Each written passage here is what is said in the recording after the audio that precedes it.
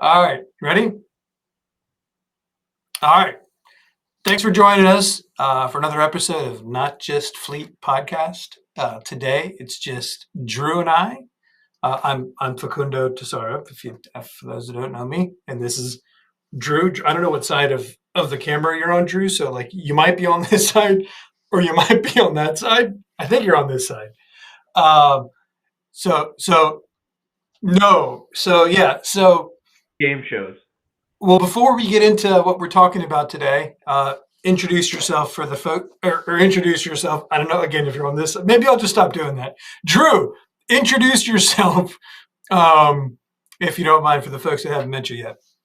My name is Drew Morrow. I have over 30 years experience in fleet, and as of recently, I am on my team placed number 7th on the commercial 100 best fleets list. Nice. My name is Facundo Tesara. I've been in fleet for. Did you say that? Did you say how long you were in fleet? Yeah, whatever. I've been in fleet for yeah. So I'm not quite that long. For me, 26, 25, 26.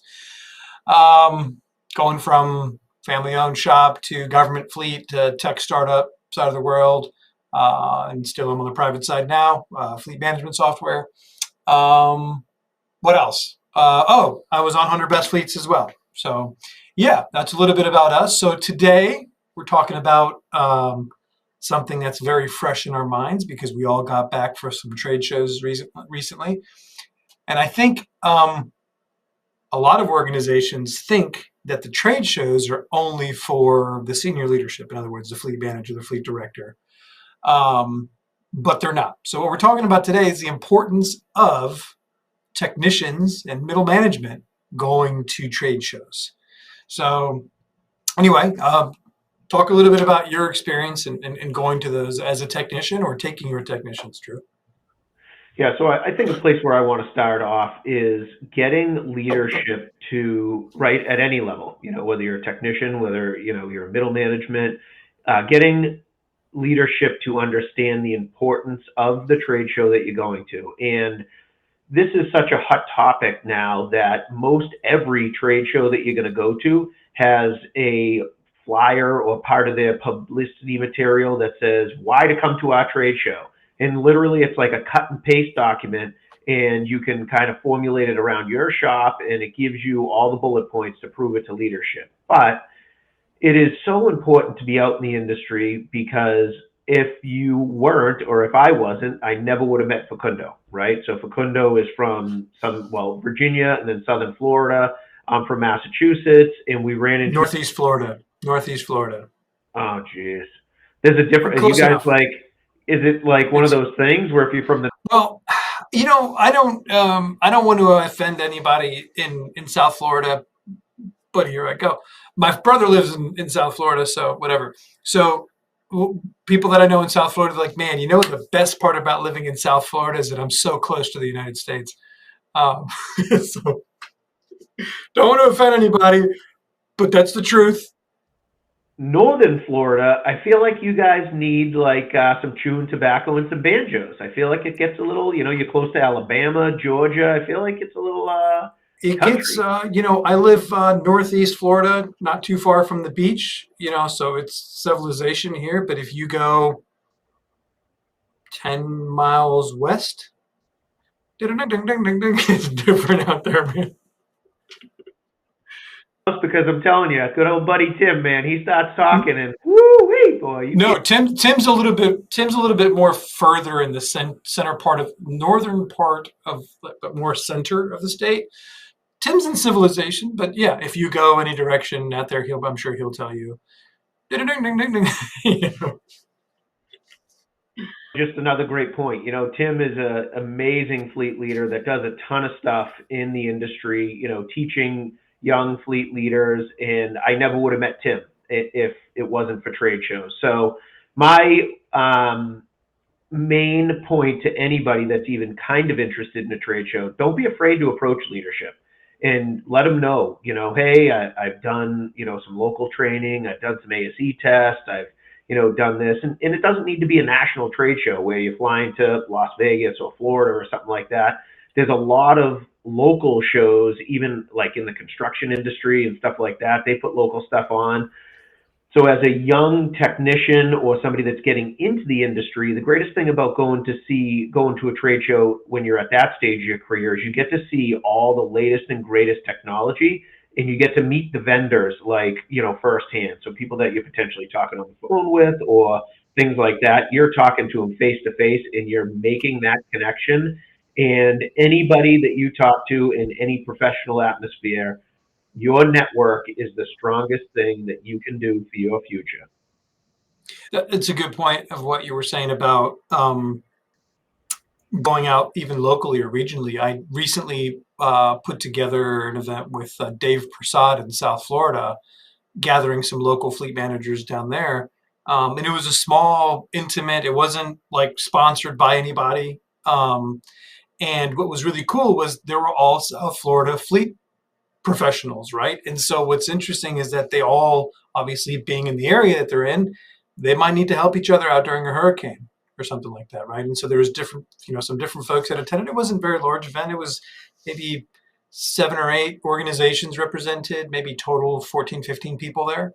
Some people brought supervisors. I think there was, there's a few supervisors there. Large fleets, small fleets. But it's important that those folks get. I'm actually just working on putting together something like that in North Florida, and I have fleet managers from a from a county, and also folks that are just got promoted into management that want to be attending. So definitely that's a really good point. You don't have to go big or go home, right? Like start local. Yeah, so an interesting thing that I did early on in the ambulance business, I came from a dealership industry or a landscape excavation fleet, and you kind of had a chance to sort of talk to the people that were at your shop, or it was something I grew up that I was very familiar with, right? Like where I live, there's tons of small fleets, there's a lot of construction and excavation. Everybody has, hose and triaxles and stuff like that. And I got into the ambulance industry and I was like, wow, I kind of really felt out on the island and there wasn't a whole bunch of communication. So in Massachusetts, there's a pretty strong Massachusetts Ambulance Association. So I met one other fleet leader from the Mass Ambulance Association, and we both kind of started talking, and we were like, hey, man, like, we need to kind of get everybody together. So it was really cool.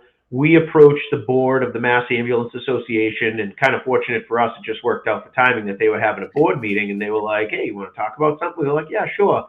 So we approached the board of the Mass Ambulance Association, and being a young fleet leader, starting my own shop, I was nervous. We were at like the Capitol Grill. You guys have Capitol Grills, right? So they had this big room at the Capitol Grill, and they invited us to sit down, and we said, hey, man, we want to do this, Mass Ambulance Association Fleet Services Work Group. And they were like, great idea. So it's one of those things where you just got to kind of, buckle up and just go and, try it, right? Because, the worst thing that somebody's going to say is no. And then you kind of find a different approach or, word it a little bit differently or find ways to make it beneficial for the company, right? Because I think that's what all of the leaders of the company want to see is, hey, what are you going to bring back to us? Right. Yeah. So I have a non-serious question and then a serious question. The Capitol Grill, do they bring you warm bread? Is that part of the deal there? Dude, I don't know. When I went to the Capitol Grill this first time, I'd never been there. They have lamb chop lollipops, dude. Holy smokes. It has the bone is Frenched on a little tiny lamb chop. The thing is like this big. And dude, I'm telling you, anything you could think about lollipop, it's just right off the bone. Delicious. I don't remember if it was Capitol Grill, but like I remember going there one time in like DC, and I was like, I saw the menu online, and they brought the bread, and I think it was there, and they brought the bread. I was like, bread's super good. And then I saw the menu, I was like, can I stick with the bread? Like, is that okay? um, As people talk about it all the time, and you know what? We're foodies. I think everybody that's on the show is a foodie, yeah, and I'm not super duper impressed. I'm telling you, I bet you I could, and can, I could cook a yeah, steak better at home. And you know what? I don't mind buying a New York strip for $40 or $50 at the butcher shop. and cooking it exactly the way I want it, you go there You and can you go, you can buy like the whole like a whole package at Costco for like $80, and it's a whole thing, and you get like I've done it. Like you cut like the really nice fillets, and all right, 3-inch New York strip or something like that, and just go crazy. it's crazy. Yeah, something world record. Like thickest New York strip on earth. Um, The old 99er, right? Is that what it is? I, I don't know. I don't think I saw that one. Um, Uncle Buck, I think, is the movie. Or it's, Oh, okay. I need to watch it now. oh my God, dude. And they sit down and the steak is like the size of the table and they're eating every last piece of gristle and they're sweating. It might be the Great Nice. Outdoors. It's either Uncle Buck or the Great Outdoors. Nice. Okay, back to what we were saying. Okay, so that was the question. We got a little derailed there. So the question about is that your phone buzzing? No? You hear some Oh, buzzing? it's not mine. Maybe it's picking up on the thing. So Brent is still here, by the way, folks, but he's not feeling well, and his voice is all jacked up. So he's screaming at us through text message right now. Hi, Brent. It wasn't my phone because my phone doesn't vibrate like that, but I did hear it. So all right. So I asked you the silly question, but back to the serious question. So the serious question was, there he is. He's saying hi. um, so back to the serious question, which you touched on this, which was kind of justifying going and some of the things that are available on some of the sites that you can download, and here's what I'm going to learn and whatever. One thing that I did, and of course you guys know I was never a technician, but as a fleet manager I did, okay, well when I go, here are the things that I'm going to bring back. There's no reason, not the things, but like for example, if it cost me $2,000 to go, I'm going to bring back twice as much of that in savings in terms of new ideas and things that we can do to improve our operation. There's no reason at all why a technician can't do that. I mean, there's so many things. And I mean, at these trade shows, you have people with tools and scanners and, training for techs and all these different things that there's no reason why they can't have a similar proposal and say, hey, look, when I go, I'm going to learn about this certification or this class, or, learn something new and implement that in the shop, or whatever, right? Technician can do that too. Yeah. And one other thing too is you want to give your leadership team plenty of time to digest the idea of you going somewhere. So kind of, Yeah, for me, trade show season is over. I go to a big show in the spring, I go to a big show in the fall, and maybe kind of sprinkle some other things in between. But right now, I'm looking at all the shows for next year. So by November 1st, I'm going to have a full proposal and put in my travel request for next year. That way, you put the ball in leadership's hands, right? You're not saying, "Hey, I want to go to the show. It's tomorrow," and then they're like, and they feel defensive. They can't make a decision on their own time. Put together a proposal. Look at flights. Be as honest as possible, and just say, "Hey, I estimate the cost is going to be this, or I estimate the cost is going to be that." And the good thing is, most of the time, these shows have like room blocks and stuff like that. So if you yeah, go on like the host hotel, you get whatever the regular rate is for anybody. And when they have the room, the block rate, it's discounted. So you'll end up with a little bit extra money on the table. And then the other thing too is when you're there, whether you get per diem money or anything like that, make sure you save all your receipts and you have a very good accounting of all of the stuff that you did while you were there. And that way, when you come back, you can, again, justify, hey, this is what I made the estimate for my travel plans, and this is what I ended up spending. So that way they yeah. know that you're spending the company money wisely. So one other like a couple good things to touch on for techs that haven't been to trade shows like this. One thing is, yes, look early so you can book at the hotel that's on site or around, because sometimes they'll have the hotel and then maybe like a second option, which is across the street. But be careful if you have, if you're looking at a hotel that's a few blocks away, or, I don't know, some, a few miles away, where a lot of times these shows are in a city that you then have to pay for parking, which can get pretty expensive. But that kind of brings up the point, which is a lot of the magic at trade shows happens not necessarily in the classroom, not necessarily on the trade show floor, although there's opportunities.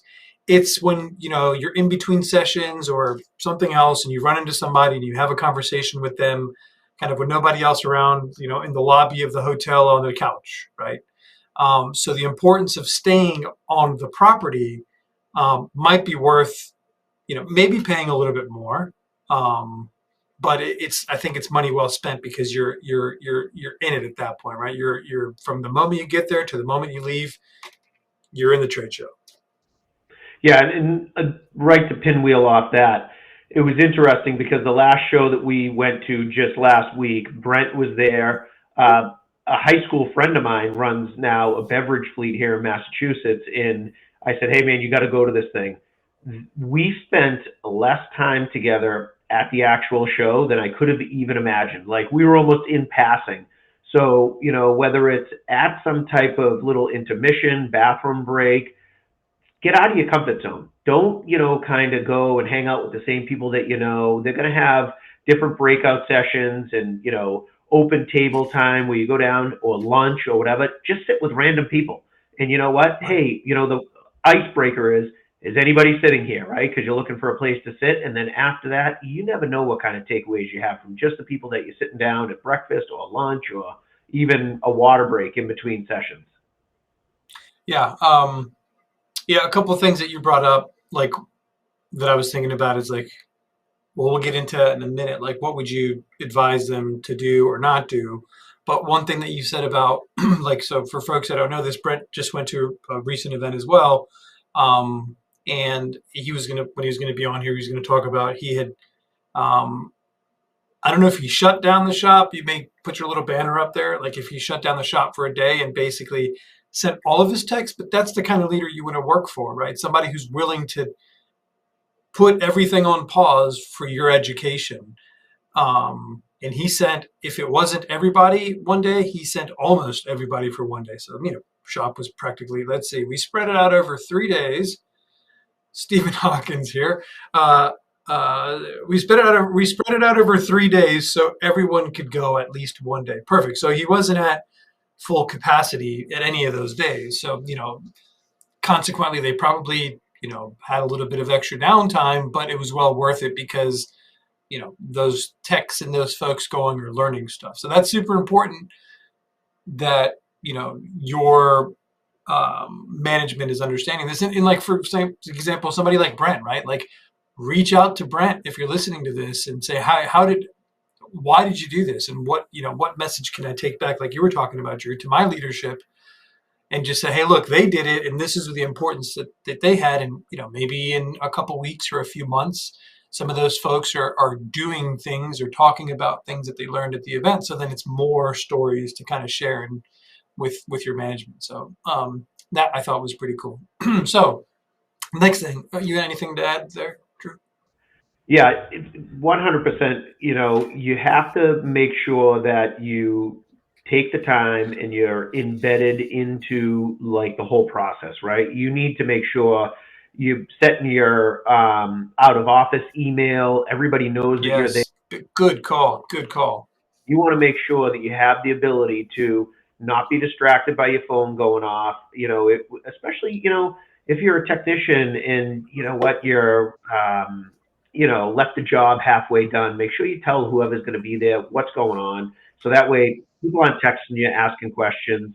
And especially with leadership, I go to conferences all the time, and there's too many times where I see somebody hammering away at emails on the computer. Number one, it's distracting to them. They can't pay attention, and it's distracting to everybody else around you. I don't care how quiet of a typer you are. You got things popping up on your screen. You're hammering away at the keyboard. Be embedded and invested in the time that your company has spent to send you somewhere. That's a really good point, especially with the out of office. Like, I mean, I've caught myself, like, I've been going to, I don't even know how many trade shows I've gone to over the last however many years. I probably couldn't count.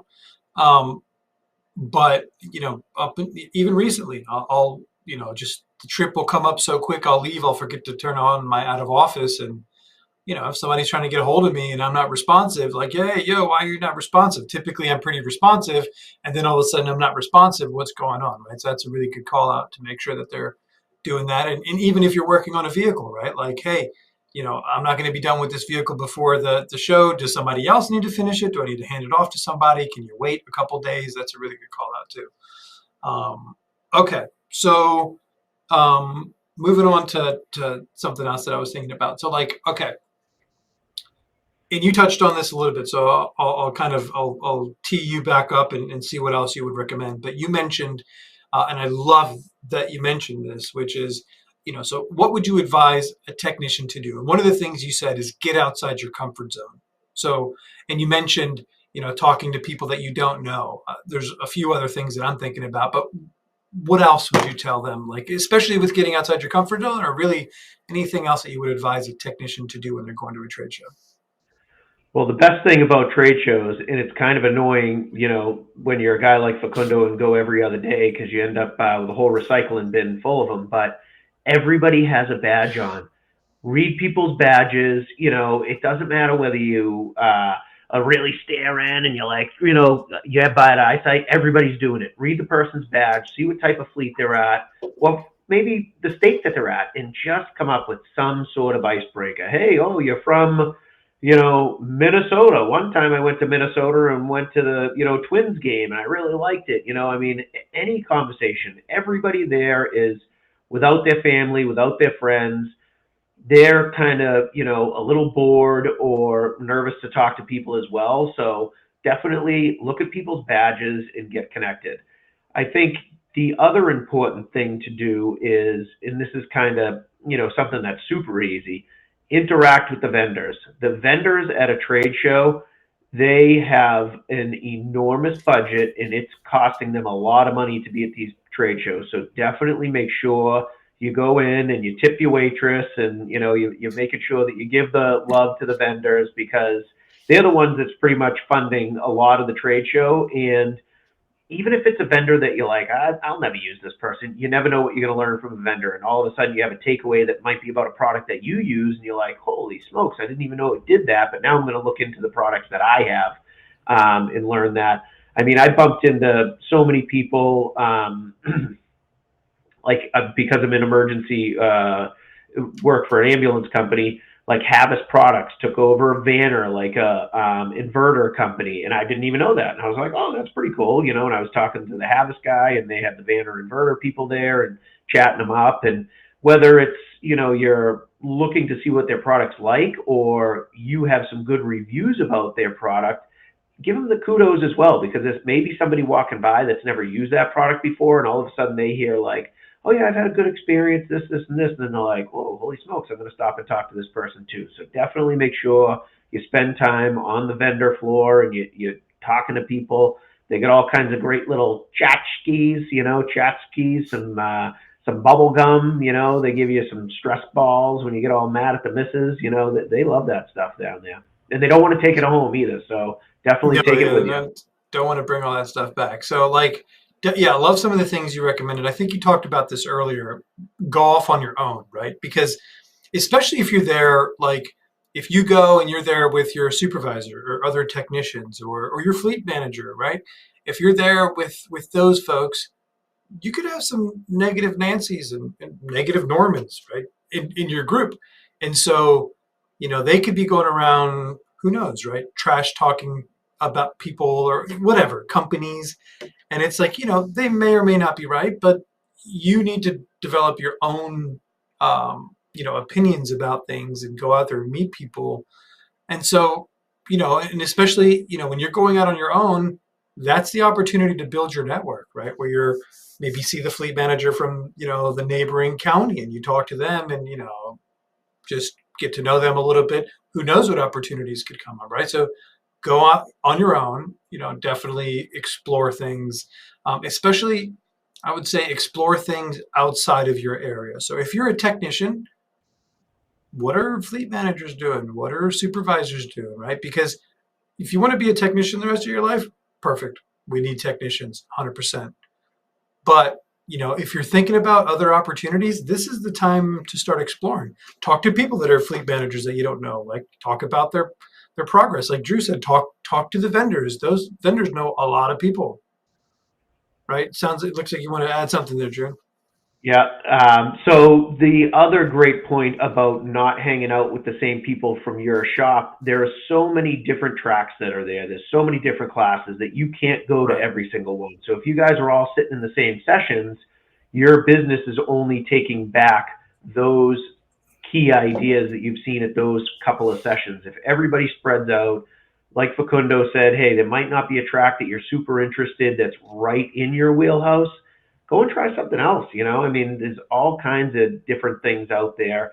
Um, and EV was never really something that is gonna break into the ambulance business or has yet. I mean, maybe in some smaller vehicles or pool cars or something like that.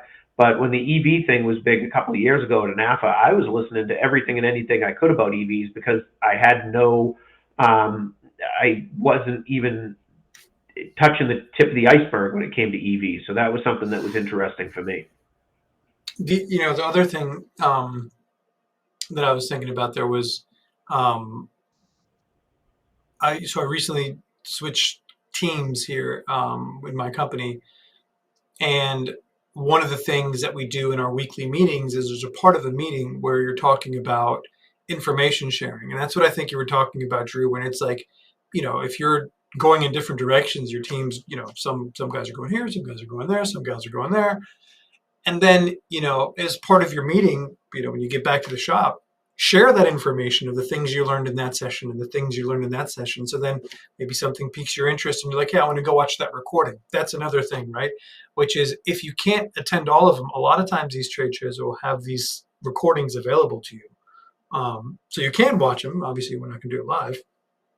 Um, One other thing that before we moved on to things that you would advise folks not to do at trade shows, be prepared to take notes for the information sharing part of it, and then also a good way to break the ice is just you know what are your hey John, I'm from Florida. I see that you're from Maine, right? I don't know many folks in Maine. What are some of the challenges you guys have up there, right? Guaranteed that'll be a pretty decent conversation because then they're going to be like, oh, well, I'm not very familiar with the challenges in Florida. What are some of the challenges in Florida? Guaranteed good conversation there. Anything to add on what you would advise techs to do at a trade show? No, I think we've kind of touched on all that topic, and I'll go now and start on the what not to do type of deal. Yep. I Yep. think, the most important thing not to do is bug out early, right? If you're in, I've been to all over the country, San Diego, Long Beach, Cleveland. I mean, there's all kinds of things happening outside of the trade show area. Get there early, be there for breakfast, and stay until the last session is over. They always do keynotes in the morning, and it's people that you've never heard speak before, and they're from, not in the industry. Last year at NAFR, it was like a fighter jet pilot. Some of the stories that he had was Oh just yeah. like, you know, great key takeaways from that is, have clear information and instructions, right? Like you don't want to, be having some vague instructions when you're flying a fighter jet or anything like that, so stay for Didn't every. he gave some really cool stat, right, about the number of accidents, and it was completely opposite to what everybody in the crowd think. I don't remember what it was, but it was like the number of accidents that they had not that long ago, and it was like alarmingly high. Anyway, sorry, I remember that guy. Yeah. um, Sit up front. Don't sit in the back of the classroom and just hide. You're not going to get as great of information. Usually the AV is pretty good at these conferences. Sometimes it's not. You want to be able to hear everything. You want to be able to see everything, and definitely ask questions. There, Yeah, I was going to say, go. Let's go back to what you would advise them to do. That's definitely one of them. right, yeah. The whole thing about, you're afraid to ask a stupid question. Again, everybody's sitting there wondering these couple of things. Just speak up. So, my main thing not to do is don't leave the trade show or conference early. Make sure you're there from the very beginning. That's what you're there for. That's what your company sent you for. Be there, before breakfast starts. Be ready to go. Make sure you get your coffee and all that stuff, and then stay until the very end. I guess, okay, I'm going to add one more thing in that I learned from Facundo, who travels a ton. Don't eat too much nasty junk food, airport food, crap like that, because you want to make sure that you feel good and you're alert. Facundo does a great job, and he tells everybody about this. He finds like a local convenience store that's not at the hotel, and make sure he gets water and snacks and stuff like that. So you're not like pigging out and eating all kinds of nasty food. Because I'm telling you, by day one and a half, all of a sudden you're like, oh, I got to go back to the room for a minute. You don't want to be that guy. I was one time at a fairly large trade show in Virginia. I was the first speaker after lunch, and God bless them, they serve full baked potatoes and like pasta for lunch. So I think I was maybe the only person awake in the room after that. But everybody was a snore fest. It was kind of funny watching people like head banging out there. Um, anyway, so a couple of things. I'll add a couple. You got anything? Any other ones to add? Okay. So don't overcommit to a vendor, right? So like don't promise something that is maybe outside your pay grade or that, you're not going to be able to deliver on because the vendor will follow up with you. And they're, a lot of vendors, you know, they get, vendors have a very difficult job, right? Sometimes they have to sell things. Sometimes, whatever it is that they're doing, they're there for a reason to support you, right? Sometimes they're a vendor, but I think of them as a partner. But they're there to support you, and if they think that they have an opportunity to help support you, that's what they get paid to do. So they're going to follow up with you, right? And you can avoid, you can try to dodge them, but they're fairly persistent. Some folks are, they're borderline unethical, but don't overcommit, right? Because they'll gonna do their job. The other thing I would say is don't criticize anyone that you've worked for or that you know of or a company because the fleet world is a small community. There's a lot of people there.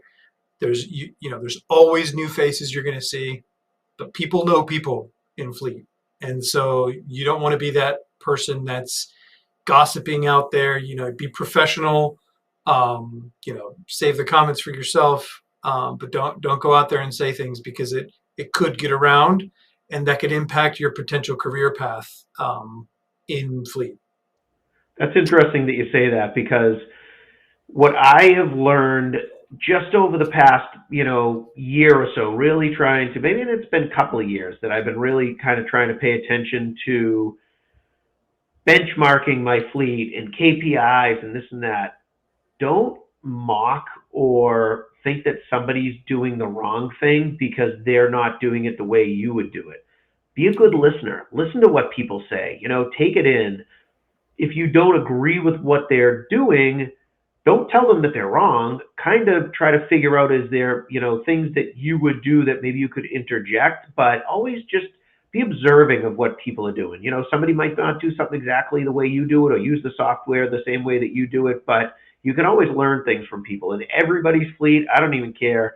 We have ambulance companies here in Massachusetts, and there's no two ambulance companies alike. We have the same exact, our vehicles do the same exact thing, but KPIs, all kinds of stuff like that. Nothing's exactly the same. And I think so. My last bit on this, and this is something that I share with new fleet managers and supervisors and technicians in the right situations. And sometimes you got to kind of be careful how you say this to folks. But when you go to a trade show, you're no longer in the shop, so it's not. You don't need to wear your uniform. You could be proud of where you work and the things that you achieve that are on your sleeve and all those things. But you don't need to wear your uniform, your work boots, like, wear jeans and a polo shirt, like maybe you're going out to dinner, nothing fancy, But the reason I say this is because you don't know who you're going to meet there and you don't know the opportunities that's going to open up for you. So you have to present yourself in a way that, doors can open up for you, right? And, maybe if you could go somewhere else to be a technician and that's the way you showed up. That's fine. There's nothing wrong with that. I'm just saying, give it some thought, right? I always say dress to the level that you're interacting with, right? So like if I'm talking to a fleet manager that spends a lot of time in his building or his or her building or in the shop area, when you're meeting with your public works director or when you're the assistant director of general services or the assistant city manager or whatever it might be, right? Or on the private side, whatever titles that they have, if you want them to think a little bit differently about what they're hearing from you, one super easy way to do it is just change the way that you're presenting yourself, right? And the easiest way to do it, and I've told this to folks recently, I'm not going to name drop anybody, but I'm sure he's probably going to listen to this. I told him, have a change of clothes in your office, and when you leave your office and you're going downtown, jump into something different, right? It's clean, it's on the level that you're going to be talking to, and they're going to take you serious. Not that they didn't before, but it'll have an impact. Trust me, I've done it. I've gone from wearing slacks and like or khakis and like a polo shirt to basically wearing slacks and a button-up shirt and a blazer, and that was my regular thing. And people were like, "Whoa, who are you?" I'm the fleet manager. They'd be like, "You're the what?" So it works. I think my biggest thing that I want to get across to everybody, and you touched on it earlier, every single opportunity that you get while you're in a trade show or a conference, if they don't give you a notebook, and everybody's going to give you a pen, you're going to have a pen, no problem. If they don't give you a notebook, bring a notebook. Okay. And this is the last conference that I was just at. Every session is a separate page in the notebook, title of the session, who the speaker was, and just start jotting down ideas, stuff that they say. And Facundo said 100% they share the slides most of the time, but if there's something that comes up on a slide that you think is very important, take a picture of the slide. Be ready with your phone to be taking. Oh yeah, for sure. That's a good one. And the most important thing for leadership, and this goes back to the handwritten note, and actually for this conference, it was the first time that I've ever done it. And I've been traveling for years, but I heard it 5, 6, 7 times, and I said, I'm definitely going to do this.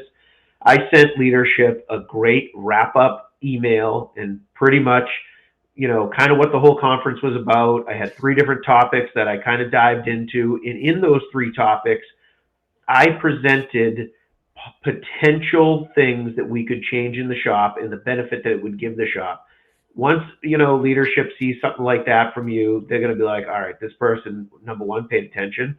Number 2, they tried to take the ideas that they were listening and put it to work in the shop before they even came back. And number 3, hey man, they aren't even back in the shop 2 hours and I already have this thing on my desk. So make sure, you take good notes, detailed notes, pictures of the slides, and then send that wrap up email and thank the people that sent you, and definitely kind of try to link things up with changes or initiatives that you'll have in the shop.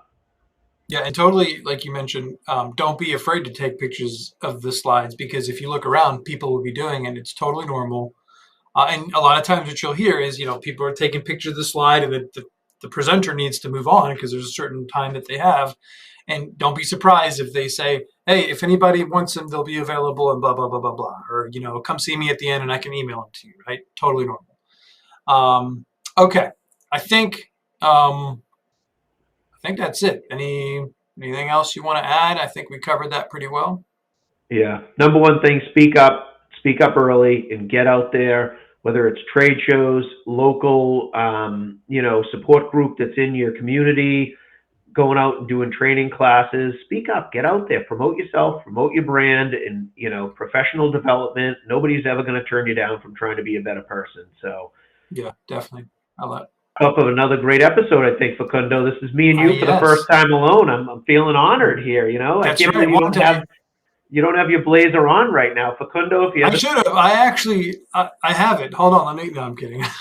90. One day I am going to do that one day.